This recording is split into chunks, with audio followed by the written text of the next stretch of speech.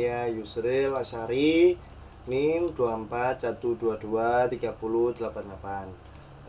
Pada kesempatan ini saya akan mempresentasikan tugas UTS dengan topik strategi komunikasi efektif dalam konteks multikultural dan profesional.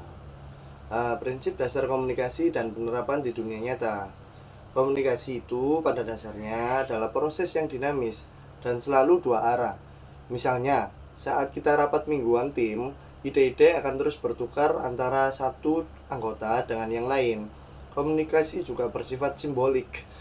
Artinya kita menggunakan kata-kata gestur atau lambang, contohnya logo perusahaan yang menjadi identitas brand. Lalu komunikasi itu irreversible, artinya tidak bisa ditarik kembali. Misalnya kalau ada pernyataan salah saat konferensi pers, dampaknya bisa panjang dan sulit diperbaiki. Selain itu, komunikasi dipengaruhi oleh persepsi. Setiap orang bisa memahami pesan dengan cara yang berbeda. Misalnya kritik. Kritik ada yang bisa membangun, ada juga yang merasa diserang. Komunikasi juga bertujuan bisa untuk menginformasikan, mempengaruhi, atau menghibur. Contohnya seperti saat kita kirim email promosi ke pelanggan. Terakhir, komunikasi dipengaruhi oleh konteks, lingkungan sosial, budaya, bahkan suasana fisik. Bisa mempengaruhi cara kita berkomunikasi. Misalnya, presentasi formal di ruang meeting tentu berbeda dengan ngobrol santai di kafe. Perbedaan budaya dalam komunikasi lintas budaya. Budaya sangat berpengaruh terhadap gaya komunikasi. Misalnya, ada budaya yang langsung seperti di Jerman, ada yang tidak langsung seperti di Jepang. Di sisi nilai sosial, Amerika lebih individualis, sedangkan di Cina lebih kolektivis.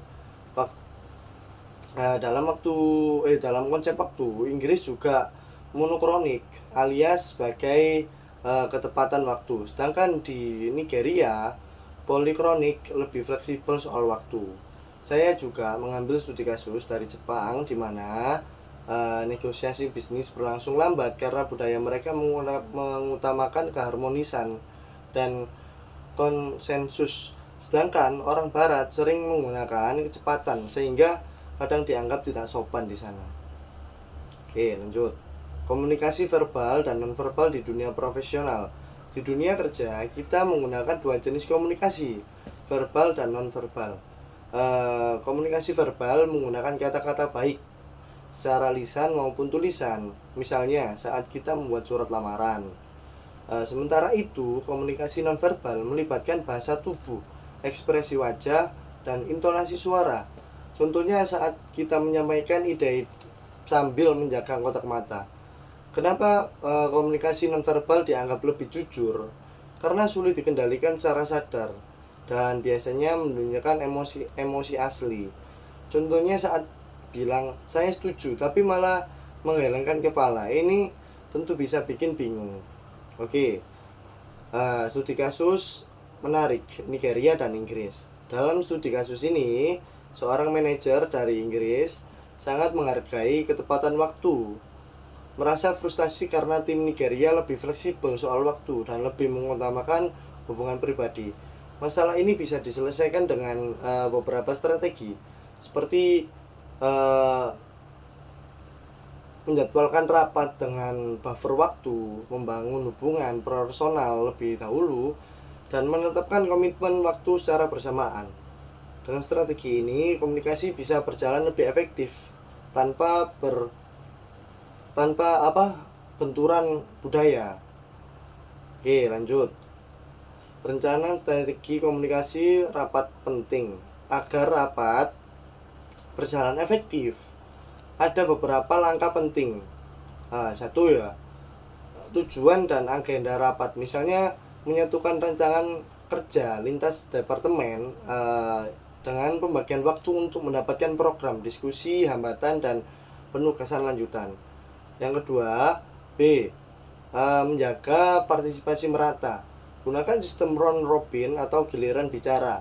Gunakan metode brainstorming dan seperti stick notes digital gitu. Yang C, antisipasi terhadap konflik.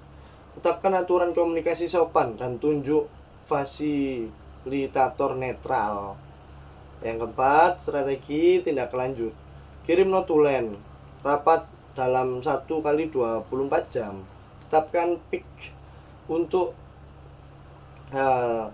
setiap tugas dan lakukan monitoring progres mingguan. Oke, lanjut yang keenam, pembelajaran dan kesimpulannya dari materi ini, dari semua pembahasan tadi bisa disimpulkan bahwa komunikasi efektif butuh pemahaman prinsip dan dasar komunikasi. Perbedaan budaya harus selalu dipertimbangkan, dan fleksibilitas serta sensitivitas budaya adalah kunci dalam menguat efektivitas tim lintas negara. Sekian presentasi dari saya. Terima kasih banyak atas perhatian teman-teman semua.